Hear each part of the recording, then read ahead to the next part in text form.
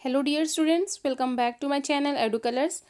आज हम इस वीडियो में क्लास 7th की भूगोल की वर्कशीट करेंगे 20 और चैप्टर हम पढ़ेंगे वायु। ये वर्कशीट आपको 7 दिसंबर को मिलेगी बच्चों। चलिए अब इस वर्कशीट को हम देखते हैं कि इस वर्कशीट में क्या समझने लायक है। वायु ही चैप्टर जो है वो पिछली वर्कशीट्स में हमने पढ़ा है। अभी हमारा यही चैप्टर चल रहा है बच्चों, और आगे भी देखते हैं कि इसमें क्या करना है। आज हमें इसमें पढ़ना है आर्द्रता के बारे में और वर्षण के बारे में, यानी कि आर्द्रता यानी मॉइस्चर क्या होता है और वर्षण यानी कि रेन किस किस तरह की किस टाइप की रेन होती है, हमें उसके बारे में जानना है। तो चलिए वीडियो शुरू करते हैं। उससे पहले मेरे चैनल एडू कलर्स को ज़रूर सब्सक्राइब कर दीजिए। चलिए वीडियो जो है वो हम शुरू करते हैं। वायु के बारे में पढ़ते हैं।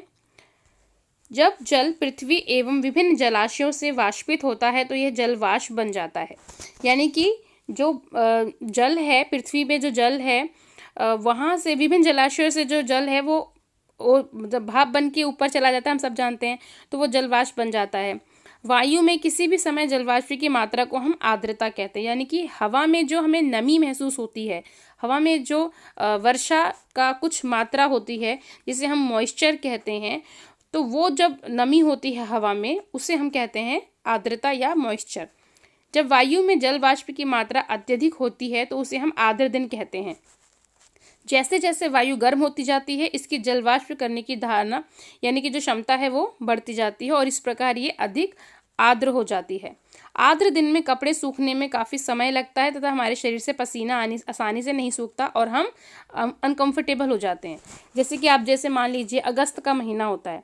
इस महीने में क्या होती है, बारिश होती है और हमें अपने आसपास कुछ चिपचिपा सा मौसम लगता है ना बच्चों, महसूस होता है अपनी बॉडी में, अपने फेस पे हमें चिपचिपापन लगता है। हमारे कपड़े भी नहीं जल्दी सूखते। क्यों इस समय ऐसा इसलिए होता है क्योंकि इस समय हवा में क्या होती है, नमी होती है, और वो जो आर्द्रता है उससे क्या होती है कि वो कपड़े भी नहीं जल्दी सूखते और हमें अपने आसपास पसीने भी आते हैं, गर्मी भी लगती है और चिपचिपापन एक महसूस होता है। तो जब हवा में नमी होगी जिसे हम आर्द्रता कहते हैं, तो वो जो चिपचिपापन है उसकी वजह से ये जो पूरी चीज़ें हैं होती हैं। अगस्त के महीने में हमें ज़्यादातर ऐसा, जुलाई अगस्त के महीने में हमें ऐसा ज़्यादा देखने को मिलता है। अब हम बात करते हैं वर्षा के प्रकार। देखो 3 तरह की जो वर्षा होती है बेटा। एक होती है संवहनी वर्षा, यानी कि जब गर्म वायु जब ऊपर उठती है तब वर्षा होती है, उसे संवहनी वर्षा कहते हैं। इसमें आप वायु की दिशा देखिए कैसी है। इस वाली जो वर्षा है इसमें गर्म वायु इस साइड जा रही है और ठंडी वायु इस तरफ आ रही है, और तब ये जो वर्षा हो रही है इसे चक्रवाती वर्षा कहते हैं। पर्वतीय वर्षा जो पर्वतों पे हो रही है, यानी कि जो मौसम है वहाँ पर आर्द्रता जो बनी हुई है, यानी कि जो मौसम है वो पर्वतों के ऊपर हो रहा है, तो वो पर्वतीय वर्षा हो गई। अब यहाँ पर कुछ हमें कंटेंट दिया हुआ जिसे हम पढ़ लेते हैं। जब जलवाष्प ऊपर उठता है, यानी कि जब जल जो है समुद्र से या महासागर से या कहीं किसी तालाब से, नदी से जब भाप बन के ऊपर उठता है तो ये ठंडा होना शुरू हो जाता है। जब ऊपर जाके वो ठंडा हो जाता है और जल की बूंदें जो हैं वो ये बादल का रूप ले लेती हैं। ठीक है, जो बादल हम देखते हैं वो इन्हीं बूंदों का एक मिक्सअप होता है, एक समूह होता है। जब जल की बूंदें बहुत ज़्यादा हैवी हो जाती हैं, भारी हो जाती हैं और अपने आप को ये ऊपर वायु में नहीं रख पाती, नहीं तैर पाती, तो ये बारिश बन के नीचे आ जाती हैं। ठीक है बच्चों, आपने एरोप्लेन उड़ते हुए देखा होगा बहुत ऊंचाई पे, तो उस पर देखा होगा आपने, जैसे कि हमने भी देखा है जब हम छोटे थे बचपन में, तो हमने देखा था जैसे एरोप्लेन उड़ता था उसके पीछे एक वाइट कलर की ऐसी पूंछ सी निकल जाती थी, यानी कि उसके पदचिन्ह जिसे हम कहते हैं। तो एरोप्लेन के पीछे पीछे हम कहते थे कि इसकी पूंछ निकल आई। आप शायद क्या कहते हो, तो हमारे बचपन में मैं आपको बता रही हूँ हम ऐसे कहते थे। तो आप अपने टाइम पे अभी भी देखते होंगे कि एरोप्लेन के पीछे से हमें वाइट धुआं सा निकलता हुआ दिखाई देता है, जो थोड़ी देर तक रहता है उसके बाद गायब हो जाता है। ऐसा इसलिए होता है क्योंकि उसके इंजन से कुछ नमी जो है वो निकलती है, और वायु ऊपर वायु नहीं होने की, कम होने की वजह से वो जो नमी है उस समय मौजूद रहती है और धीरे धीरे करके फिर वो गायब होती है। इसीलिए हमें वो कुछ समय तक वहाँ पर लंबी सी जो वाइट कलर की लाइन है वो दिखाई देती है। पृथ्वी पर जल के रूप में गिरने वाला वर्षण या वर्षा कहलाता है। यानी कि उस समय जो पृथ्वी पर जो जल जो गिरता है जिसे हम वर्षण कह रहे हैं वो एक तरह का वर्षा है।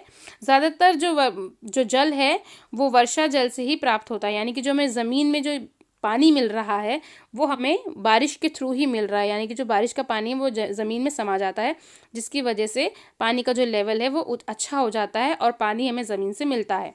पौधे जल संरक्षण में मदद करते हैं। जब पहाड़ी पार्श्वों से पेड़ काटे जाते हैं, वर्षा जल अनावृत पहाड़ों से नीचे बहता एवं निचले इलाकों में बाढ़ का कारण बनता है। देखिए, जब बारिश होती है तो क्या होता है कि पेड़ रहेंगे तो पेड़ जो हैं वो पानी को अपने अंदर खींच लेंगे और ज़मीन के अंदर खींच लेंगे, लेकिन जब पेड़ ही नहीं होंगे तो ये जो बारिश हो रही है तो ये क्या होगा, ये मैदानी इलाकों में बाढ़ का रूप ले लेगी। पौधे तथा जीव जंतुओं की जीवित रहने के लिए वर्षा बहुत ज़रूरी है, यानी कि हमारे आपके लिए, पौधों के लिए, जानवरों के लिए, सबके लिए वर्षा बहुत ज़रूरी है। इससे धरातल को ताज़ा जल प्रदान होता है, यानी कि फ्रेश वाटर हमें मिलता है। यदि वर्षा कम हो तो जल की कमी हो जाती है और अगर बहुत ज़्यादा बारिश हो जाती है तो बाढ़ आने की संभावना रहती है।